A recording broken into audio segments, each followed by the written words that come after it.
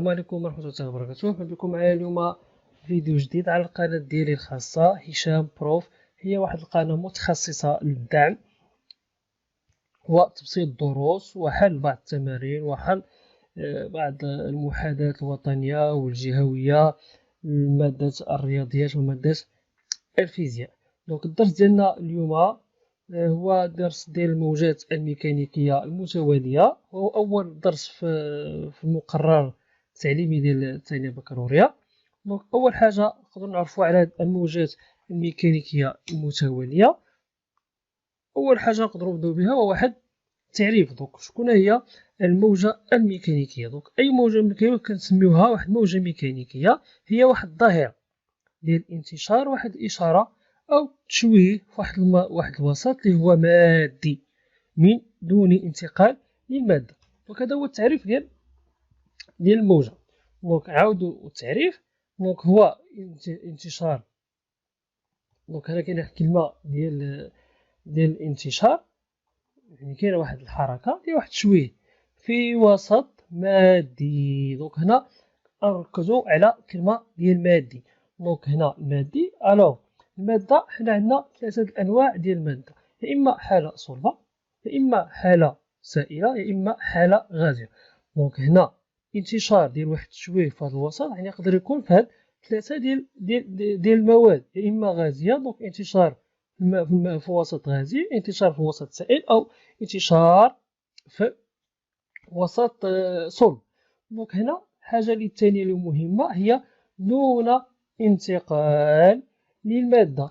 دونك هنا دون انتقال للمادة يعني كتكون انتشار ديال التشويه ولكن المادة ما كتنتقلش للمادة اللي كتكون هاد الوسط. دونك متفقين. دونك بالنسبة للموجة الميكانيكية، هاد الانتشار ديال الموجة الميكانيكية عندها ثلاثة الأوجه ديال الانتشار، يا إما كتنتشر على شكل موجة ميكانيكية أحادية البعد يعني كتنتشر في اتجاه واحد. دونك نعطيو على سبيل المثال موجة على طول ديال واحد الحبل أو واحد الطول ديال النابض. دونك إلا شفتو الموجة اللي كتنتشر على الطول ديال الحبل أو الطول ديال النابض أنها كتنتشر في اتجاه واحد. دونك هنا كنقولو بأنها تنتشر في اتجاه واحد، دونك أحادية البعد. دونك هنا غنشوفو الموجة الميكانيكية ثنائية البعد، يعني أن واحد الموجة اللي كتنتقل في المستوى يعني كتنتقل في المستوى، يعني كيكون عندها مثلا الإحداثيات ديالها إكس والإكغيك. مثلا ناخدو على سبيل المثال باش تفهموها. دونك مثلا موجة على سطح الماء. دونك الموجة على سطح الماء هي واحد الموجة اللي ثنائية البعد. وآخر نوع ديال الموجة هي الموجة على الانتشار في ثلاثية البعد، مثلا اللي كتنتشر في الفضاء. دونك خير مثال هو الصوت. دونك الصوت كينتشر في جميع الجهات. دونك متفقين.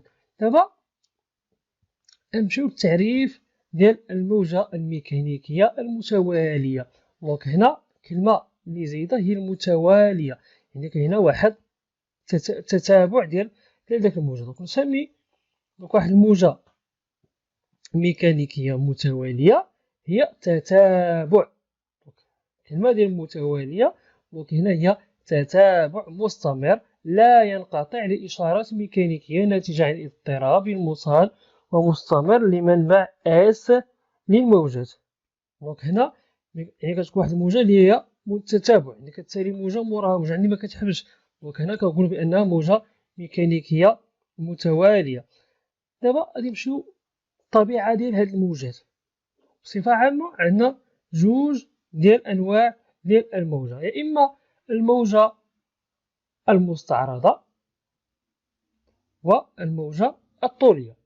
دونك شنو هو الفرق ما بين الموجة المستعرضة والموجة الطولية؟ هو اللي غادي نشوفو دابا مباشرة. دونك الموجة المستعرضة نعتبرو مثلا هذا هو الحبل اللي كتنتشر فيه الموجة. دونك هذا هو التشوه. متفقين؟ دونك هذا الحبل وهذاك التشوه ديالنا. دونك هنا اتجاه التشوه. دونك هنا بحال عندنا التشوه مقعر. دونك إلا لاحظتو اتجاه ديال التشوه طالع للفوق، أو مسار أو اتجاه ديال الانتشار غادي من اليسار لليمين.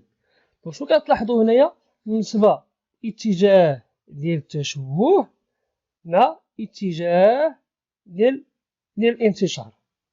دونك كنلاحظ بأن اتجاه الانتشار عمودي على اتجاه التشوه. دونك هنا ملي كيكون عندي اتجاه الانتشار عمودي مع اتجاه التشوه، كنقول بأن الموجة المستعرضة بأن الموجة ديالي هي موجة مستعرضة. دونك التعريف ديال واحد الموجة مستعرضة، دونك الموجة المستعرضة هي يكون فيها اتجاه التشويه عمودي على اتجاه الانتشار كما شفنا في هذا المثال هذا. دونك هنا موجة المستعرضة مثلا على طول الحبل أو موجة طول سلم ببغاء أو حتى الموجة في سطح الماء. دونك هي موجة مستعرضة. نشوفو دابا مثال أو تعريف ديال الموجة الطولية. دونك هنا ناخدو المثال ديال النابض. دونك إلا شفتو النابض هنا اتجاه ديال التشويه، دونك هاد التشويه هذا هو موجة. دونك هاد التشويه هذا كينتشر على طول ديال هاد النابض. دونك شنو كتلاحظ بأن اتجاه ديال التشويه غادي على واحد من اليمين من اليسار إلى اليمين. وإلا لاحظتو انتشار ديال التشويه، دونك اتجاه التشويه مع انتشار ديال الموجة كيفاش كتلاحظوهم بجوج. دونك انتشار ديال اتجاه الانتشار كيمشي في نفس المنحى ديال الاتجاه ديال التشويه. دونك كنقولوا بأن منحى أو اتجاه الانتشار يوازي اتجاه التشويه. دونك هنا عكس ديال الموجة المستعرضة اتجاه الانتشار عمودي على اتجاه التشويه. دونك الموجة الطولية دونك هي الموجة التي يكون فيها اتجاه التشويه على استقامة أو على توازي واحد مع اتجاه الانتشار. دونك هنا شفنا أنواع جوج ديال الموجة المستعرضة والموجة الطولية. دونك مثال هو موجة طولية على طول النابض. دونك غنشوفو دابا الموجات الصوتية. دونك الموجة الصوتية هي موجة ميكانيكية وكما قلنا قبيلة بأنها ثلاثية البعد، يعني كتنتشر في جميع الاتجاهات. دونك يتطلب إشارة الصوت وسطا ماديا مرنا. دونك وسط مادي كما قلنا قبيلة، دونك يا إما صلب سائل أو غاز. ينتشر الصوت في الأجسام السائلة والصلبة والغازية. دونك السائلة والصلبة والغازية هي المواد المكونة، المواد اللي كنعرفو حنا أصلا هي مواد ديال الصلبة السائلة والغازية. دابا غادي نشوفو الصوت. يعني الصوت قلنا موجة ميكانيكية. دونك النوعية ديالو هي تكون موجة، الطبيعة ديال الموجة هي موجة طولية. الصوت هي موجة طولية تنتشر نتيجة انضغاط وتمدد وسط الانتشار. دونك انضغاط وتمدد ملي تكون الحركة ديال الانضغاط والتمدد بحال اللي شفنا قبيلة ديال النابض. دونك الانضغاط والتمدد غتكون هي موجة طولية. دونك الخواص العامة للموجات. دونك اتجاه انتشار الموجة، تنتشر الموجة انطلاقا من منبعها في جميع الاتجاهات المتاحة لها. دونك هنا بالنسبة للصوت، يعني تنتشر الموجة انطلاقا من منبعها في جميع الاتجاهات المتاحة لها، أي ما معنى ذلك أنها ثلاثية البعد. مثال وسط أحادي البعد بحال موجة طول الحبل، وسط ثنائي الحبل وموجة على الماء، ووسط ثلاثي البعد أي موجة صوتية. دابا هنا ملي كنشوف عندنا تراكب موجتين ميكانيكيتين. دونك هنا عند التقاء موجتين ميكانيكيتين فإنهما تتراكبان، وبعد الالتقاء يستمر انتشار كل منهما دون تأثير نتائج عن تراكبهما. دونك هنا تصوروا معايا عندكم جوج ديال الموجات. دونك موجة جاية من اليمين وموجة جاية من اليسار. دونك واحد الوقيته في تي كيتلاقاو. ملي كيتلاقاو كل وحدة كتمشي في الطريق ديالها. دونك بلا ما كيتغير داك التشوه ولا كتغير حتى شي حاجة.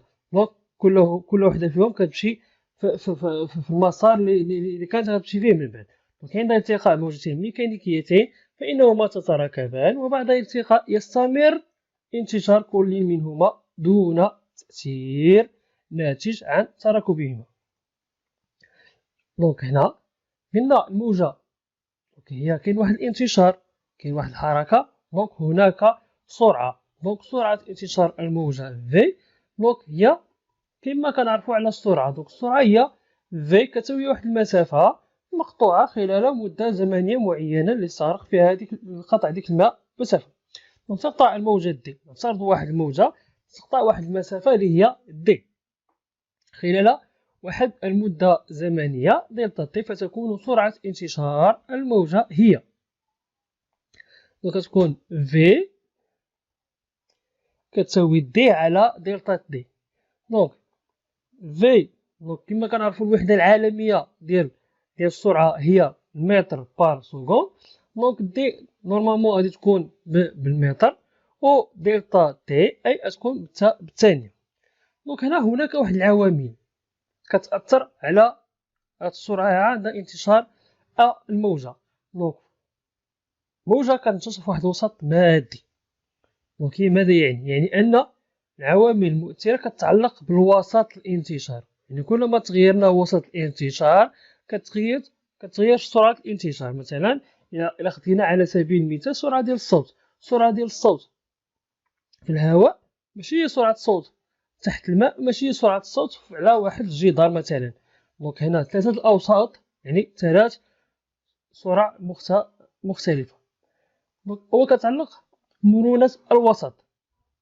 هنا إذا ازدادت تي ترحب تزداد في. دونك كلما كانت الكثافة في واحد الوسط كبيرة كلما كانت السرعة كثيرة، وكلما كانت الكثافة ناقصة كلما كانت السرعة ناقصة. دونك تتعلق سرعة الانتشار بوسط الانتشار فقط. مثلا بحال المرونة، ناخذ على سبيل المثال الحبل. دونك الحبل إذا كان مزير مزيان دونك كتكون السرعة فيه كبيرة. أول حاجة قصور الوسط، يعني كتعلق بالعزوم ديالو وبالكتلة. دونك إذا ازدادت الكتلة الطولية للحبل تنقص السرعة. دونك العكس، إذا ازدادت الكتلة الطولية أي أن الكتلة على الطول تنقص سرعة الحبل، وإذا ازداد طول قضبان سلم الباص تنقص السرعة. ومنه تنقص السرعة في عند ازدياد قصور وسط الانتشار، يعني كلما ازدادت القيمة ديال القصور ديال واحد الوسط أو إلا نقصتنا السرعة في. ونقبل أن سرعة انتشار موجة في طول الحبل في حقيقة العلاقة التالية. دونك في كتساوي تي على مي.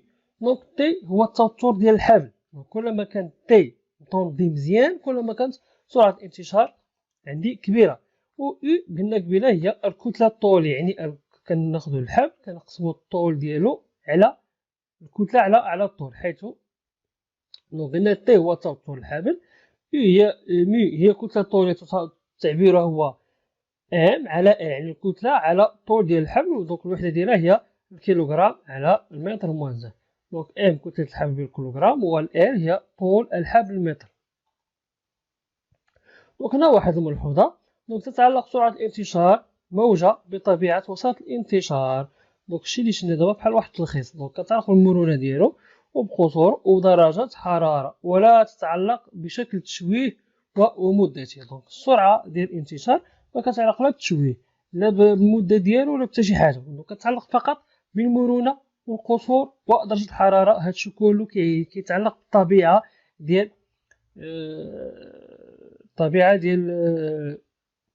الوسط الانتشار. دابا غادي نشوفو ما معنى التأخر الزمني. في غياب واحد الخمود التأخر الزمني لنقطة M من وسط انتشار يساوي طو اس ام. كنشوفو التأخر الزمني ما معنى ذلك. هنا إلا خدينا واحد المنبع اس، الموجة وصلت ليا لواحد النقطة ام واحد فواحد اللحظة تي. هذيك الموجة هي غادا في الانتشار ديالها غادي توصل ليا لواحد النقطة ام دو فواحد اللحظة اللي هي مثلا تي ان فيش واحد المدة زمنية. شنو هي الطو هادي؟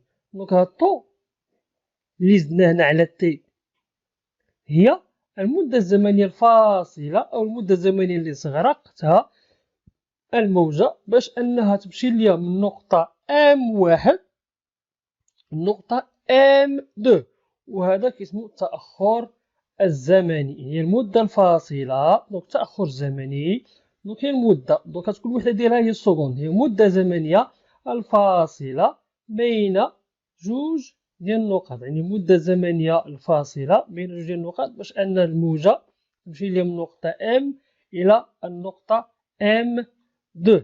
دونك T زائد T بلس طو، دونك هو طو كيعبر هو التأخر الزمني طو. دونك هنا ندير واحد التعريف، نعتبر موجة ميكانيكية تنتشر في وسط أحادي البعد، يعني هنا مثلا الحبل، نحدث تشويه إشارة عند طرف الحبل S عند اللحظة T إيكال 0، وفي اللحظة T الموجة وصلت للنقطة M1، وفي اللحظة T بلس طو تصل الإشارة إلى النقطة M2. دونك طو هو التأخر الزمني لحركة النقطة M2 بالنسبة ل M1.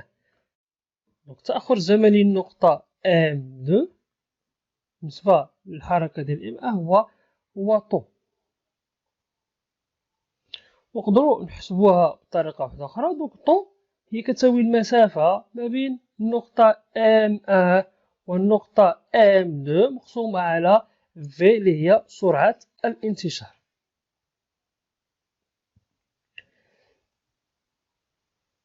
دونك الوحدة دونك غتكون المسافة هي بالمتر، دونك طو غتكون بالسكوند، دونك V عندنا هي المتر بار سكوند.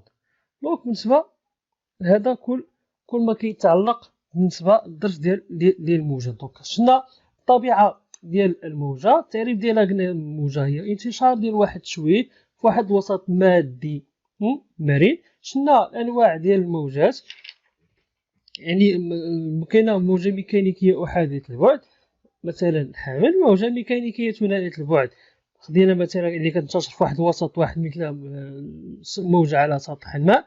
وشنا موجة ثلاثية البعد التي كتنتشر في جميع الاتجاهات مثلا بحال الصوت. وشنا الأنواع ديال الموجة الميكانيكية، دونك الموجة الميكانيكية الطولية والمستعرضة.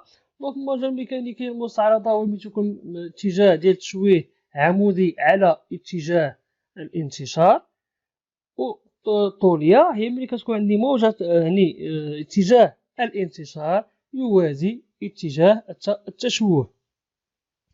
وعطينا تعريف ديال واحد السرعة السرعة ديال الانتشار، وعرفنا بأن سرعة الانتشار كتعلق بالوسط المادي، يعني بالمرونة ديالو، بالقصور ديالو، وبدرجة الحرارة ديالو. وشنا التعريف ديال التأخر الزمني. دونك هذا كل ما كيتعلق بالنسبة للظرف ديال الموجة الميكانيكية.